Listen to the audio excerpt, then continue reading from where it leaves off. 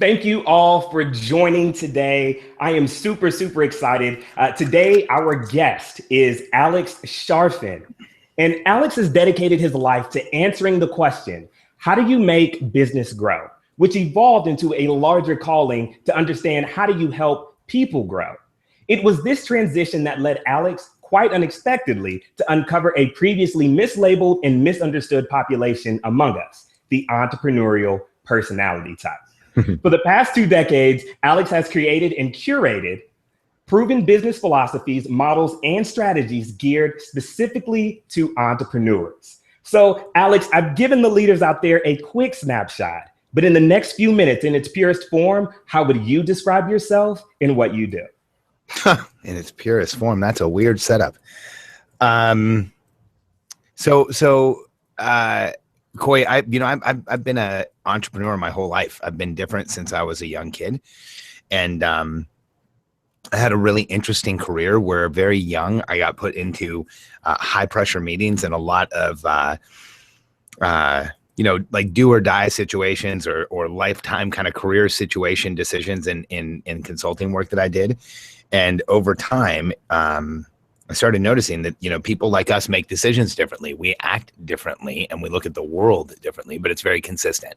Yeah. And so over the course of a long consulting career and then owning, my wife and I have owned over $25 million plus businesses and have had hundreds and hundreds of team members. And this, consistency in behavior emerged in the people that I wanted to be around. And a consistency in behavior that I didn't like emerged in the people I didn't want to be around. And so I used that kind of as a litmus test. And what we came up with over time as a team was that there really is an entrepreneurial personality type. And it's not a business owner. I think that that's a misconception. What it really is the entrepreneurial personality type are the people who they know they're different. They want to challenge the status quo. They have this compulsion to move forward. They are driven by questions. They're restless. They're agitated. They want to make things happen. And at the end of the day, what they really want to do is make a contribution to the world. And I think in its purest form, what our goal is that every entrepreneur understands that there's nothing wrong with them. And that every entrepreneurial personality type understands that, not only is there nothing wrong with you, that you are not alone. Because I think that the personality type that by default makes you feel isolated also makes you feel like there's something wrong with you. And, I've coached and worked with and consulted with some of the most successful people in the world. And I've had, several friends that have transitioned from humble means to becoming billionaires in this lifetime. And, you watch that and, there is nothing wrong with you. And success there is a system to get there and there is a way to get there. But the fact is that at the very highest level, the people who have B in front of their name when it comes to their wealth, they don't focus on their strengths. They don't look at what people say they need to fix or correct or anything like that. They really act as if nothing's wrong with them, even though they're, dyslexic or bipolar or depressed or whatever the thing that they've been labeled is, they just ignore it. So I think we all should. No, so there's so many pieces that I really want to pick out. One, you're right. Success is a system, right? It's not a secret. It is a system. It's a series of systems that you set up so that you're able to receive the outcomes that you're looking for. But one thing that I really want to touch on is based on what you told me about the entrepreneurial personality type, to me, it almost sounds like ADHD or ADD. So how do you now draw that back and say, hey, no, that's not what that is. It is the entrepreneurial personality type. Can you define a bit more of what the entrepreneurial personality type is? Sure. I mean, it's easy, Coy. So I think that there's a foundational principle for people like us. And I think that, we can get there through a few questions. So if you think about yourself, I don't think that you really understand what happy and sad mean. And I don't think I'm crazy, Okay. but let's just think about this, right? So you might be able to draw a contrast between happy and sad, but the fact is that if you're like me, most of your life, people have said things like, hey, Coy, you don't feel right. You don't feel intense enough. You're too intense. You're not feeling at the right times. You're not expressing your feelings. How are you feeling? Feel more, express more. How often have you heard things like that? All the time. Right. So you might know happy and sad because it's like an on-off switch, but you tell me, do you really understand the difference between angry, frustrated, confused, upset, pissed, ticked off, and just plain mad, not going to talk to you? What is the difference? Yeah, no, I agree with you. For the most part, it's all kind of lumped into the same Crap. strong emotion, right? Right. And it's the same thing. And that's the whole point, is that, when I say that there's a different personality type, an archetype, a meta personality type called the entrepreneurial personality type, we're not screwing around. The fact is that we see the world differently, and the evidence is all there. We don't look at the world like a normal person does. We don't understand all that emotional crap. In fact, that's not how we're hardwired. We're misunderstood. We look like a contradiction. And oftentimes people say things that they are actually pointing out you're a contradiction. They say, why can't you apply yourself here like you do here? And we don't fucking understand what that means.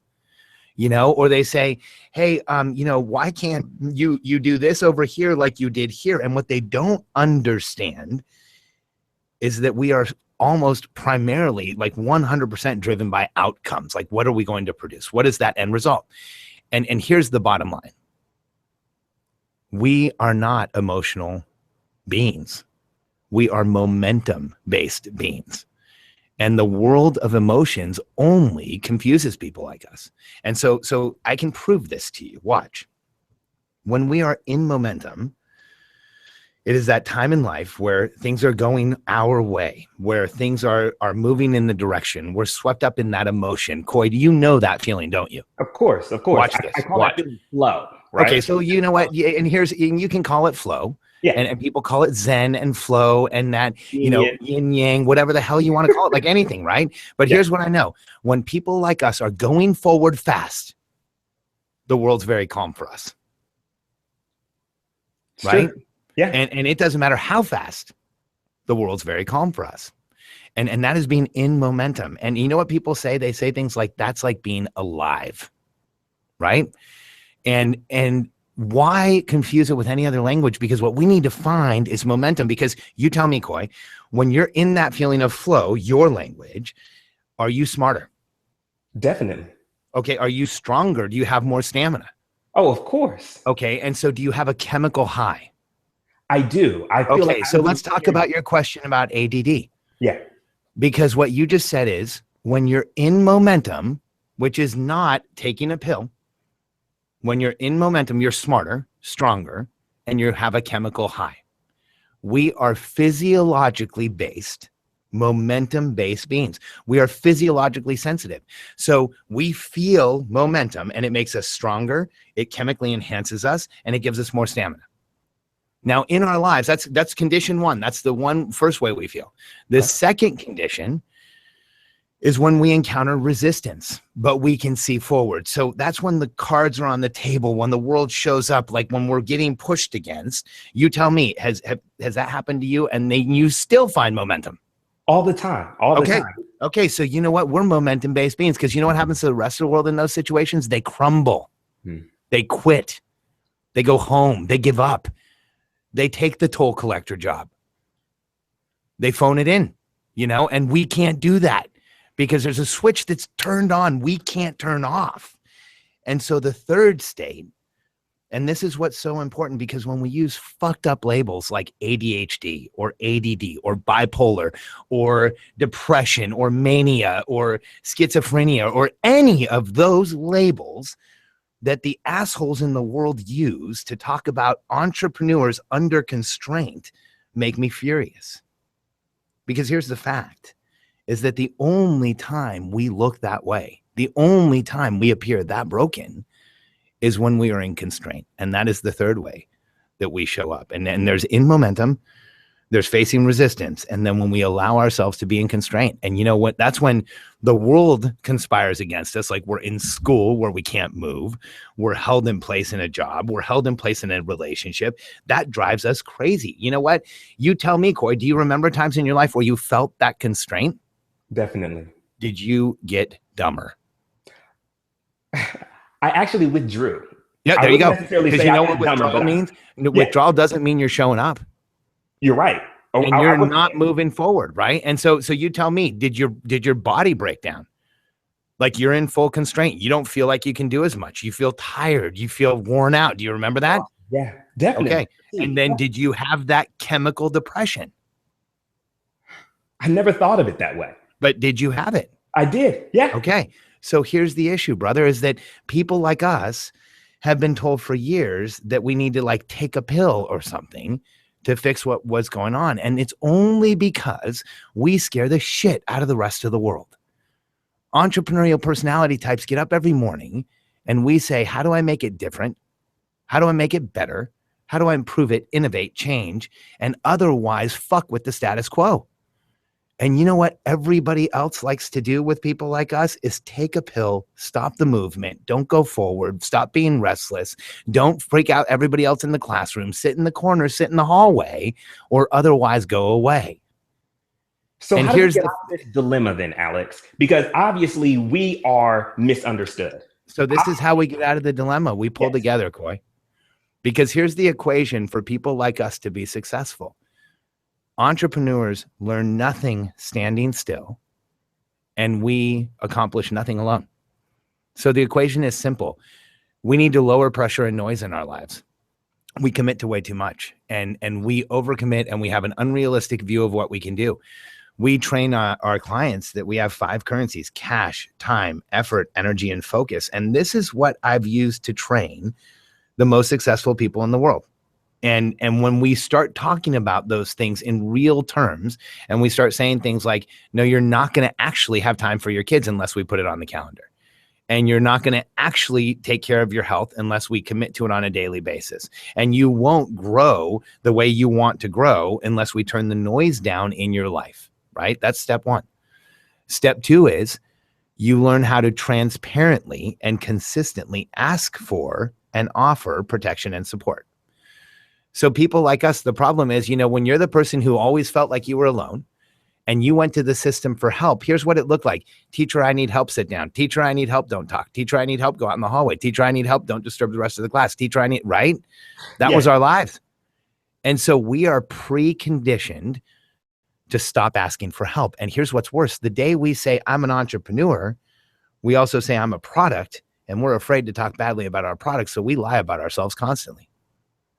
And we say, I'm okay. Things are good. I'm great. Oh no, I'm kicking ass. Everything's awesome. And we don't tell the people around us what we really need. And we end up alone and in a corner trying to figure out how we get out of there. And I want everybody to hear, like, the fact is, the way to get out of being alone, to lower pressure and noise, is you ask for and offer protection and support. And I'm telling you that building a team or joining a team changes our lives. And then this third step in the equation is, if you lower pressure and noise, you ask for and offer protection and support, your strengths and abilities go up, because those first 2 parts of the equation create awareness.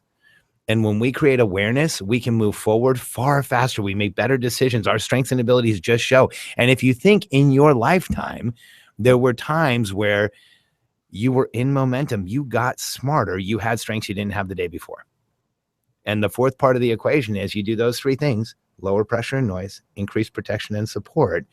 Your strengths and abilities show, and you can go make the greatest contribution possible. So contribution goes up. And Coy, I'm a capitalist.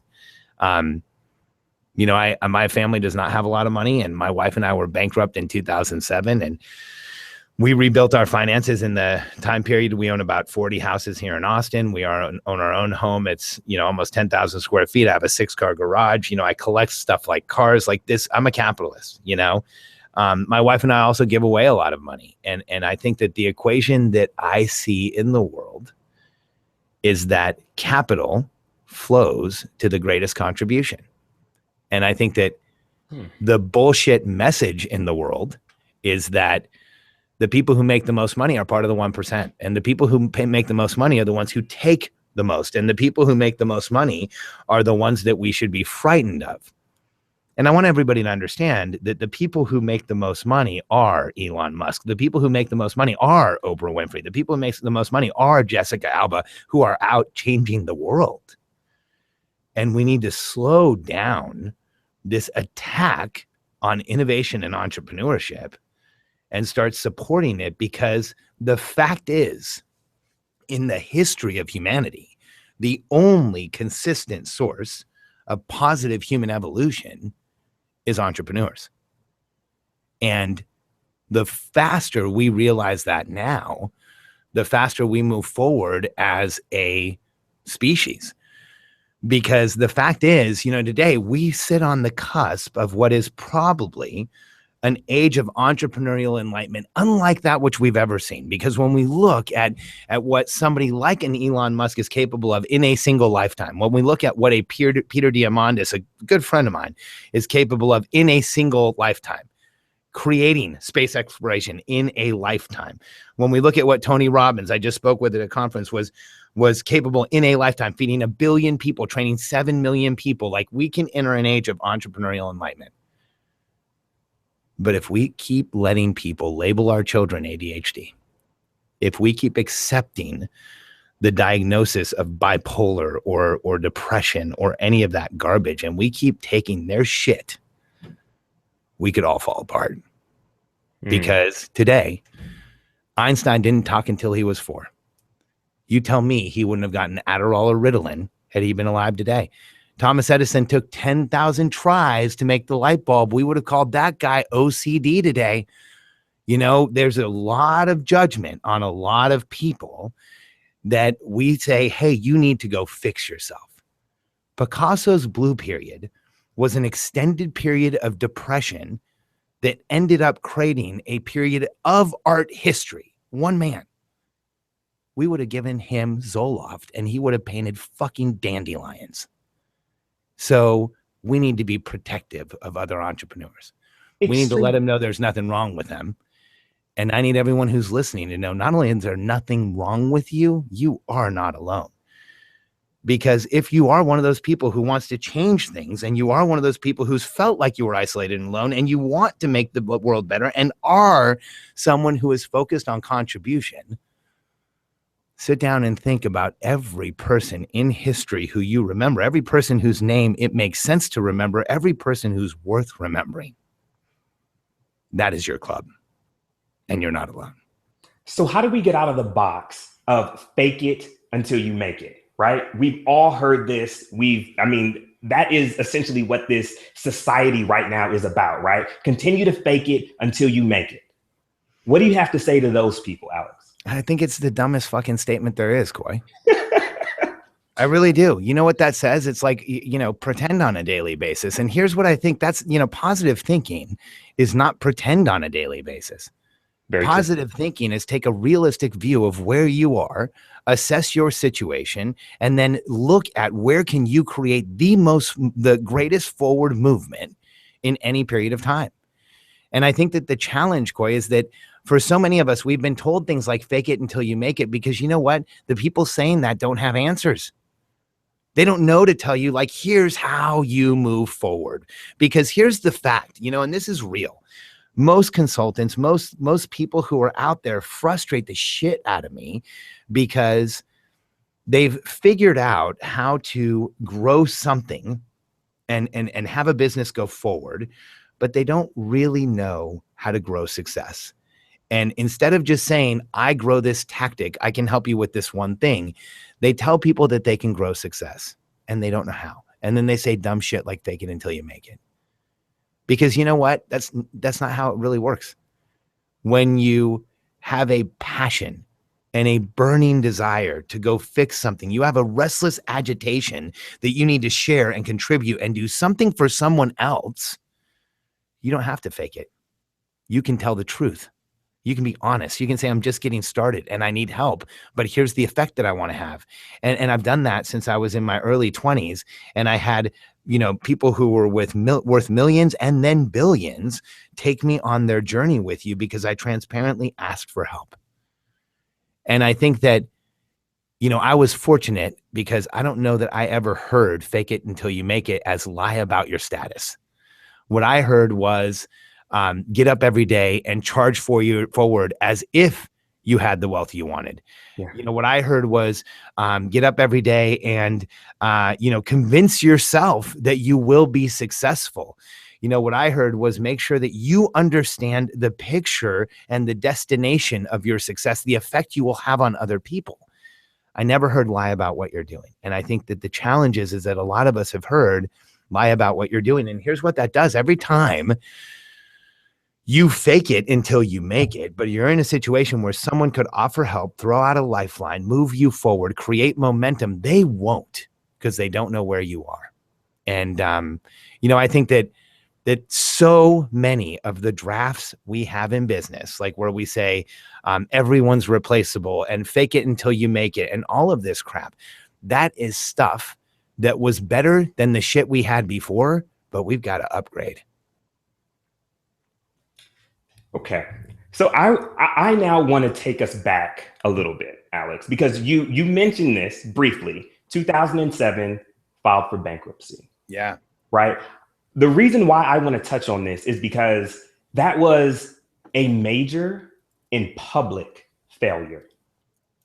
Why do you think it's important for us to fail?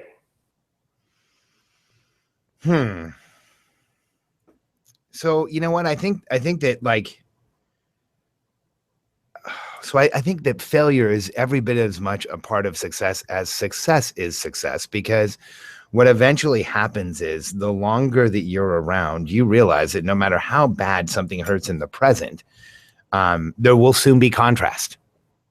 And I think that when we fail, when we push so hard that we have a failure, it's usually when we learn the absolute most that we can in life. 2007 was traumatic for Katie and I, really traumatic. I had gone from being a successful consultant, and there had been times in my life where I was borderline, like, how am I going to pay the bills? But I always pulled it off. But this was like a very public, multi-million-dollar, dozens of lawsuits failure. And, we owned a ton of real estate. So every real estate gets a foreclosure lawsuit. And I can tell you in retrospect that because Katie and I pulled together, we had the right conversations with people. We took a view larger than ourselves, thank God. And we really did have something greater that was motivating us. And I will not say that we did that all on purpose. Like, I think that some of that was fortunate and some of it was we knew what we needed to have. We made it through. And I think that, making it through something like that has taught us a tremendous amount about almost everything. But I think that what can't be lost in getting through any failure like that is that, it doesn't matter how low you go. Like we had a big house on water. We had the pool. We had, $250,000 worth of cars. We had all the stuff, Yeah. And, when we went bankrupt, we lost everything. Like I had to turn my car in. I drove a Ford Ranger with 150,000 miles on it, and there was not a straight body panel on it. We moved into a tiny little place. We had my kid was living there and we worked there, and we did what we had to do. But here's the fact is, no matter how low you go, you can always create contrast in a day. And that means getting up and making the day end better than it finished. And there were times where that was just about all we could do. But we went from bankruptcy to writing the CDP designation, and we were liquid millionaires within 1 year of our bankruptcy being discharged.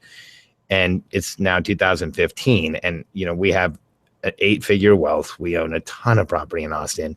Our monthly expenses are covered by passive income. So that means we could live forever. We work because we want to. And, we did all that since 2007. So I think that I don't know that we would have any of that had we not experienced the level of failure that we did, that reinforced that, core values and how you run a company and how you think about people really are the most important things. So essentially waking up with the intent to go to bed satisfied, right? Totally. I mean, I think, we teach a system of lenses, Coy. I think, the challenge with most entrepreneurial personality types is that we have a hard time with the equation that life has presented us. And it's that we are those people who constantly ask, what am I going to do with the rest of my life? Like, what effect am I going to have? How am I going to make this happen? And we kind of have an idea. And then the second question we ask is, what do I do today? And the tactical bridge between my life and today is really hard. And so as a result, you meet people all the time who can't get started, can't get going. They're going in a direction, they stop going, they go another direction. It's like this, very challenged way of looking at the world. And when we stop asking those questions, life gets easier. We use lenses with people like us. We have the someday directional lens. Where do you want to be someday? You ask that once a year. You don't have to waste your time otherwise. Then we have the, what do we do right now, 90-day lens. Like, what do I do in the next 90 days to get to my someday? And that's it. Those are the only directional lenses. You measure every 30, you review every week, and then we set intention every day. When we start with an entrepreneur and they're doing okay in their business, and when we give them that set of lenses, which we have in a cadence, most of them grow their business by 20 or 30% in the first year, but we have a lot that double, triple, do way more, because just that way of looking at the world creates perspective and relative value of what we're looking at. Yeah. Bridging that gap. Totally. So Yeah. You had mentioned, of course, now we're bankrupt. 2007. Yeah. Okay. A lot of entrepreneurs go out of business or do not start a business because of funding. So how do you go from being bankrupt to now starting another business? Where'd you find the funding? Any tips on funding for us? I have one tip for anybody who ever wants to do a startup: sell something. I'm really serious. No, I'm really serious. I've been a consultant for a long time. And, I worked at length in Silicon Valley. I've worked with a lot of startups. Katie and I need to sit down one day and do all the math, but I've helped people with billions in exits from companies. And far too many people start businesses without knowing whether they can sell something or not. And so what we did in 2007, we didn't get any funding, and we were bankrupt. Like, the trustee took all our money away. And I had written a book called Mastering Short Sales for Real Estate Agents. And we really were suffering with the foreclosure stuff that we were going through. And we knew we could help people. And Wiley wanted to buy my book, but they sent me this contract that just sucked. And so Katie and I looked at it, and she held things together while I turned the book into a product. And I went and sold it. I called some real estate offices that I knew. I got appointments. I went and talked to people one at a time, talked to people 10 at a time. And January 23rd and 24th, 2008, we had our first real class, and there were 62 people in the room, but I had driven around South Florida and sold all 62 of them, and they all paid us $299. And so the math was that $18,000 kept us going for the next 3 months. And we did 3 more classes. And in the first year, we did 12 classes. And I think it was maybe, I don't know, $500,000 or something like that. The next year we did 7 million. The next year we did 10 million. We were number 21 on the Inc. 500 list. And so we organically funded that company. It grew itself, and we made it to the Inc. 500 list, and we remained debt free. And we did $10 million a year at about a 35% EBITDA. So we didn't have any debt. So we were taking home $3.5 million before taxes. And I think that shocks a lot of people. But what I think, every overnight success, we need to understand that, I consulted with startups and Fortune 500 for so long that putting together a system like that, not that it was second nature, but we did it totally different than anybody else. I went to the US Treasury. I went to the major lenders. I went to the Obama administration and said, we have a solution. And they told us we were crazy. So then I went out to the media and said, we have a solution, and they think we're crazy. And within a year, they were all our clients. And so, or they were taking our consulting. And so, I think that, you can look at it a lot of different ways, but that's the brass tacks of how we really did it, and I think that if you're going to be an entrepreneur, go sell something, get your first client, make it free, just see if you create value and then keep doing it. Because that first class let us know. I mean, by the way, it was a train wreck. There was 62 people. We told them it was a day and a half of content. I'm like, hey, we'll keep you through lunch. I'm almost done. I didn't end till like 3:30. Nobody had eaten. Katie and I didn't have any money, so the only hotel that would give us space was the Holiday Inn on Glades Road, but it was getting switched over to like a Wyndham or something. So it was in between, and the room was all smelly and moldy, and so like it sucked. But we had really good content, and we created value, and we got a lot of support from that class. And here's what happened: like, you want to talk about this, fake it until you make it bullshit? I didn't do any of that. At the end of the class, they said, hey, this is great. This class was so amazing. How many of us are there? And I said, 62. Like, this is the first time we've ever done this. And like, I could have said, oh, there's a whole bunch. We're building a whole army, but I said 62, and they're like, holy cow, you've never done this before? I said, yeah, I'm really sorry I went over time. And literally quite immediately, people in the class were like, you need to come talk to my office, and you need to go over here, and we need you to go over here. And so by being transparent, by letting people know what was really going on, here's what happened in that first year. That first class, one of the women who was in it, her name was Dolores Roth. She ended up being one of our contractors, one of our speakers, and then worked with Katie and I for years. She trained like 5,000 people for us.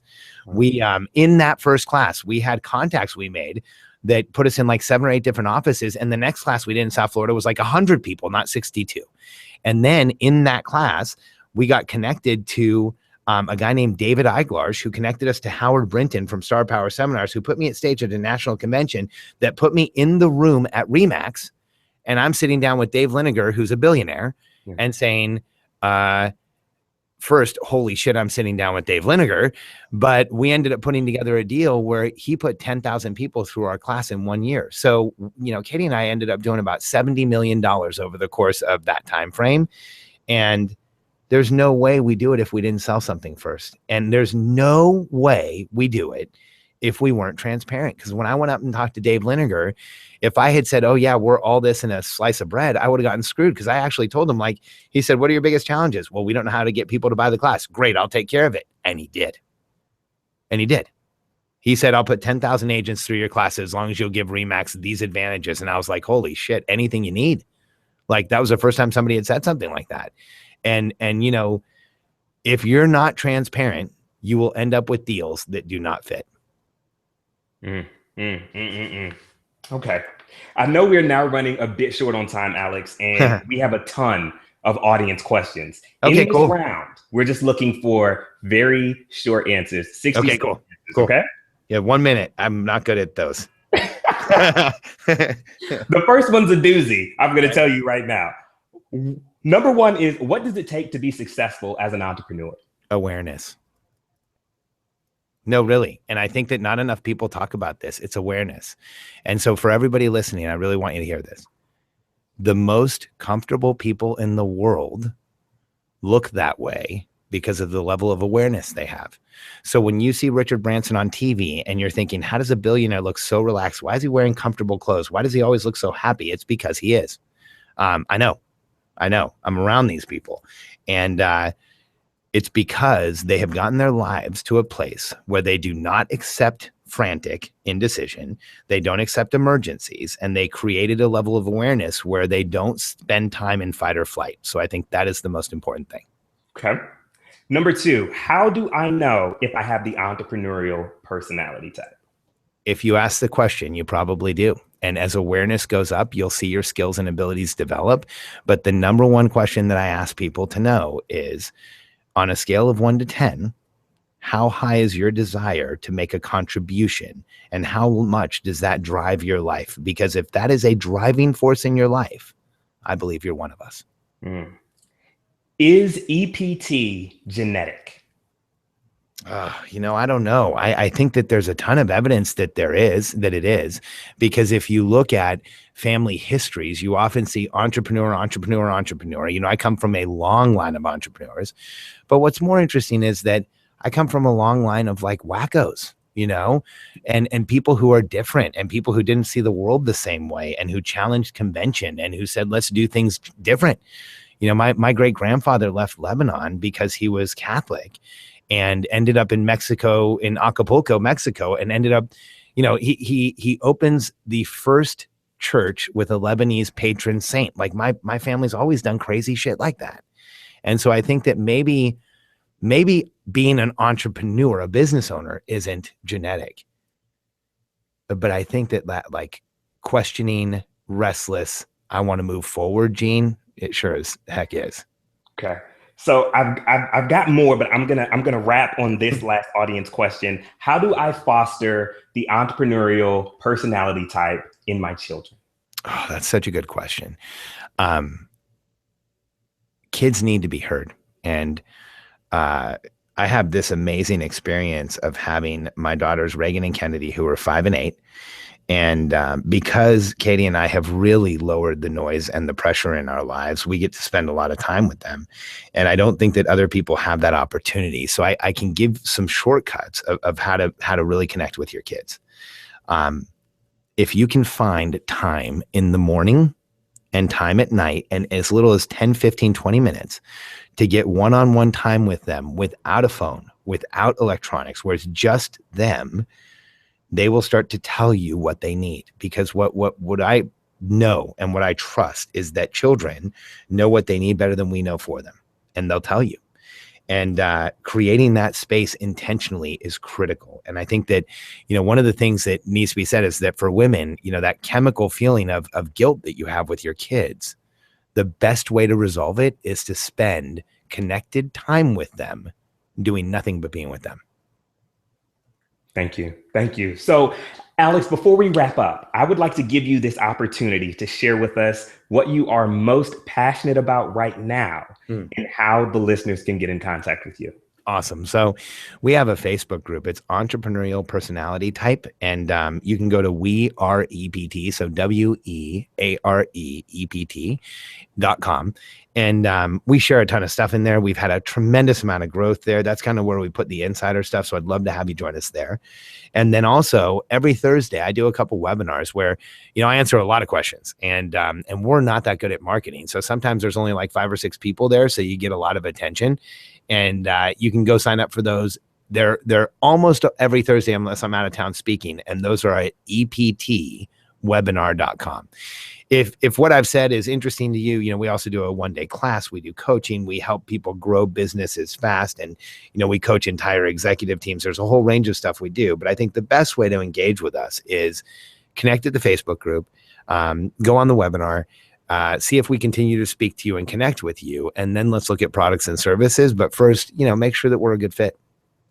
Perfect. Perfect. So we are about to wrap up right now, Alex. But before we do, what is one parting piece of advice for the leaders of tomorrow out there? You need to remember that there is nothing wrong with you. And if you feel like you have the need to contribute and you want to move forward, you are not alone. Don't let anybody convince you of that, and go forward.